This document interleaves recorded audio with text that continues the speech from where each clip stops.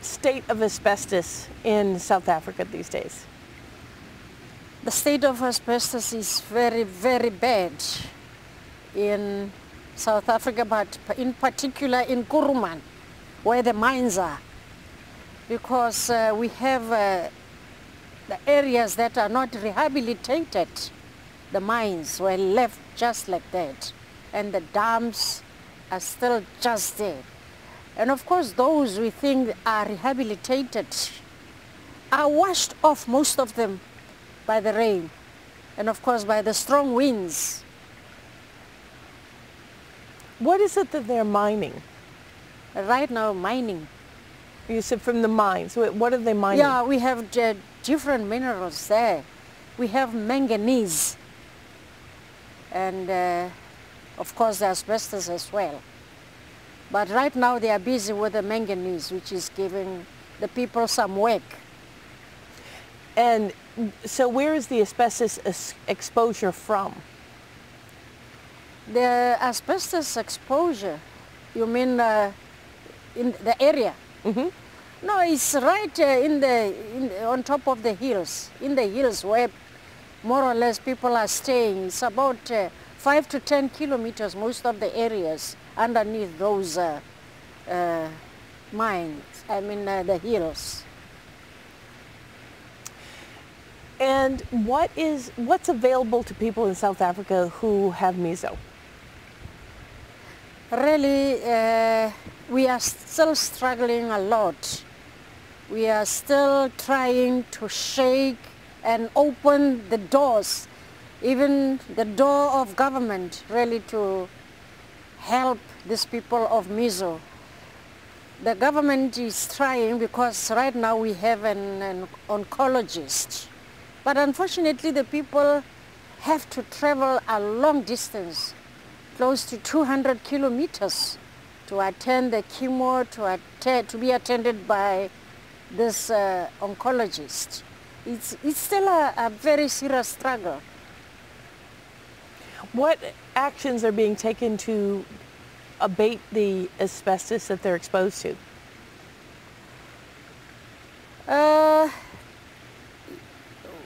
When you say to abate, you mean to combat or stop to combat, stop it, yeah. No, the action that has been taken by the mineral and energy, they do help in a way to rehabilitate these dumps.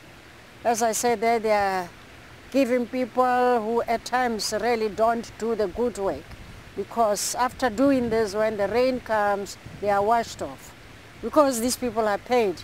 And I think it is very important for our people, as they also say that they would like to do this rehabilitation themselves, the affected, because they have lost their beloved ones. And if they can be given that chance to do it, they'll do it properly, because they will know exactly that these fibers kill their brothers, fathers, and sisters, and mothers as well. So they'll do the proper work, unlike the people who are just getting money to do the work.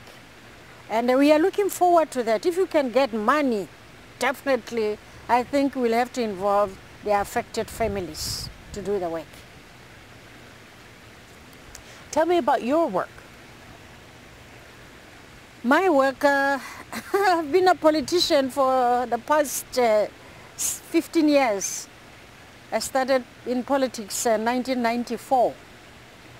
And until December last year, 2008, I've been very hyperactive. And as I'm telling you now, we are going for elections. We never know where you will appear, where you'll come in.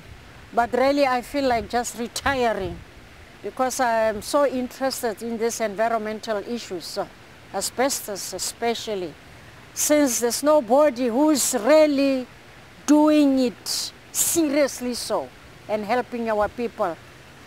Having lost your families, your mother and your brother, it tells a lot. You've got to be part of this campaign and really do something to help those other people, or maybe my grandchildren who may be part of this asbestos exposure, so that they should really find the place rehabilitated, and of course a lot of education need to be exercised.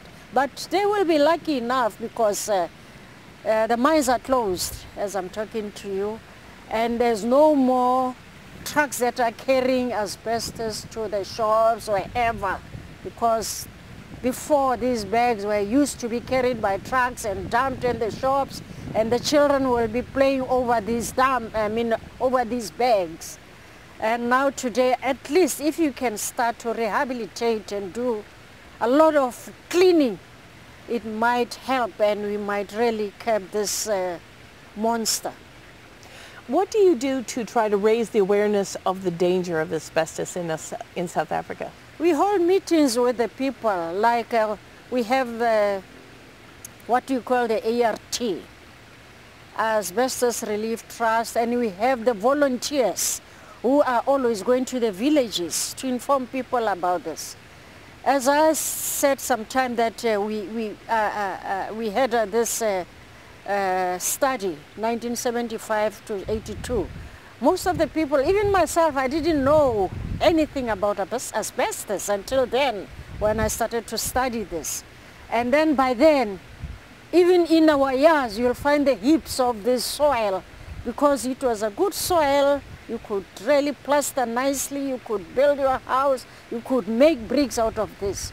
So since then, we have people who are volunteering to educate our people, at least to open up and bury these soils from their yards. Although really a fiber is running around, you cannot just do it all or clean it at once.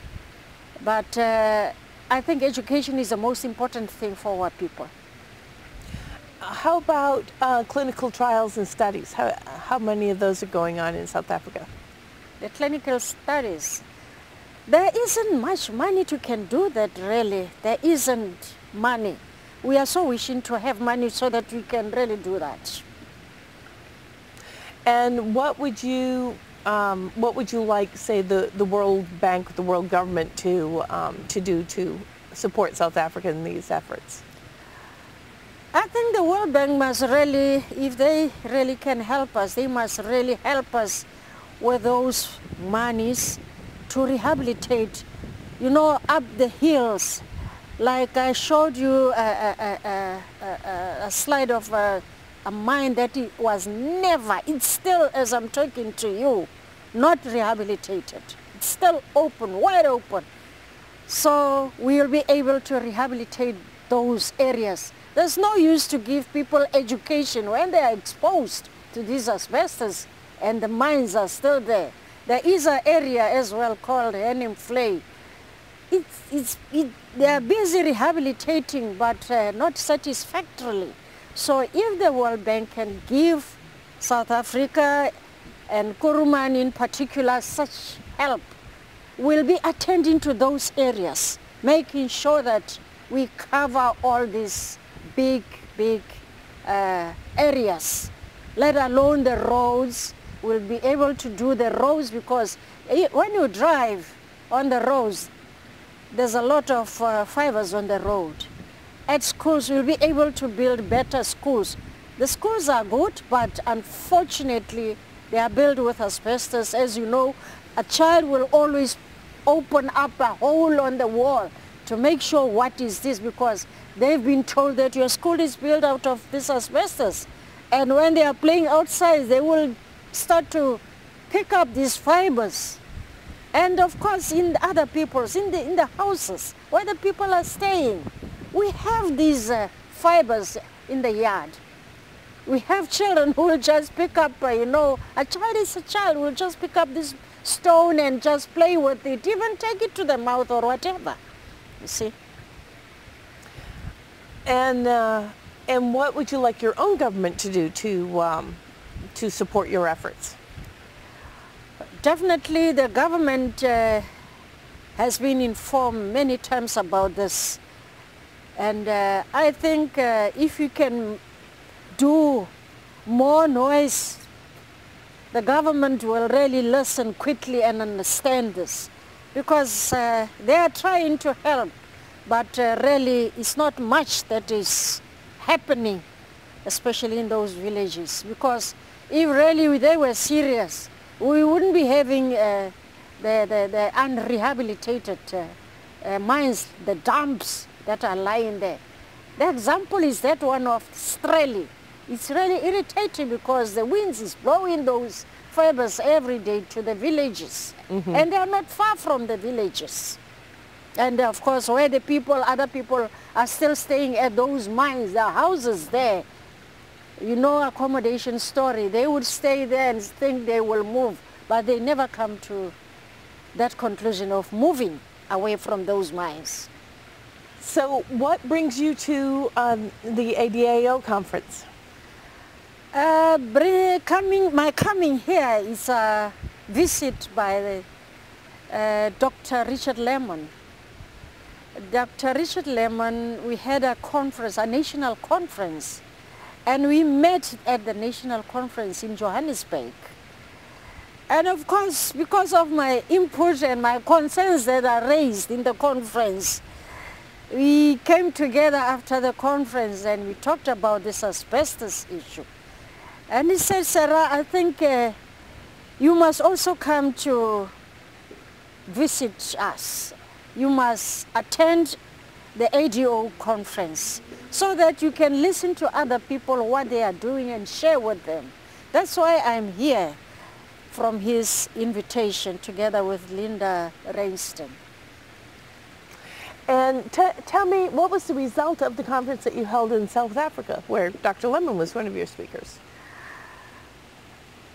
That's the question I've been asking Dr. Lemon, because they organized this conference, but we haven't had any results. We don't have any final document yet. We are still looking for that. I mean, the resolutions that were taken, we haven't received that, of which is a very serious concern. I attended that conference with a hope that if it's a conference really, we'll come up with the resolution, and by then we should have been implementing the resolutions, but it doesn't come forth. What do you think it will take for it to come forth, the resolutions, the resolve from the government? No, I think what will take to come forth is the noise that will be made by the activists like ourselves, because we know what is asbestos and we know very well what it's doing to our people.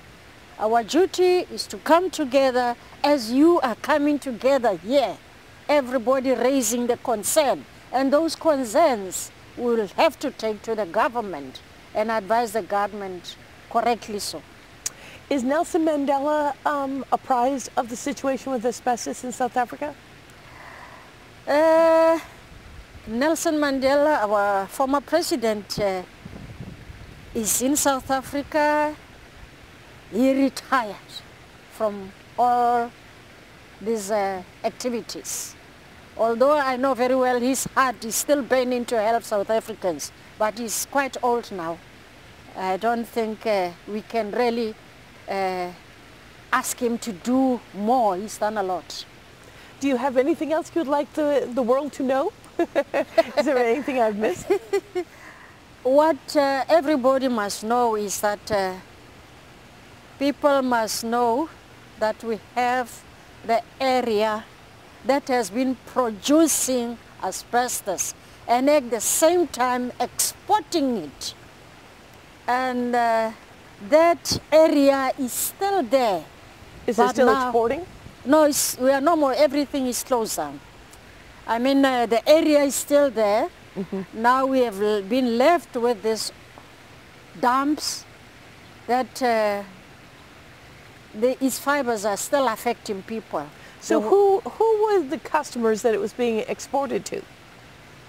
And which countries was it being exported to? I'm not sure of the different countries. Okay. I'm not sure of the different countries, but it has been a... It's a pity I didn't get into that one. Be interesting to find out. It will be interesting to find out. It is very necessary to find out, because where this was exported, the people were benefiting because they were using this for manufacturing whatever. Like they were using it in other areas to manufacture the roofs, doing the clashes, the car clashes, what you call that, the heaters, you name all these other things that were good, and people were doing that and selling that and getting money. So it will be nice to know which countries have we exported this asbestos. There's really no, somebody made a lot of money on it and somebody exported a big problem. Yes, of course. It'll be interesting to find that out. It will be interesting, and I'll find out. I'll make sure that I'll find out. Thanks. Well, welcome to the United States and welcome to the Asbestos Disease Awareness Organization's conference. Yes. I hope you'll come back next year. Yes, I hope I'll be invited again, because maybe we'll be bringing a better report now that people are helping us, blah, blah, blah, because I've met so many people, and many people are very concerned about this asbestos. And I'm so surprised that the whole world is so affected by asbestos. I've been with people from England, Canada, and in America, India. I mean, it's really frustrating. So it is another environmental serious issue. Catastrophe, actually. It's a real catastrophe. Yeah. So I think that you provide your community and the world's community a great service by bringing the awareness to the world. Yes. So we thank you very much. Thank you so much. Thank you. Thank you. And thank you for watching. We'll see you in Chicago.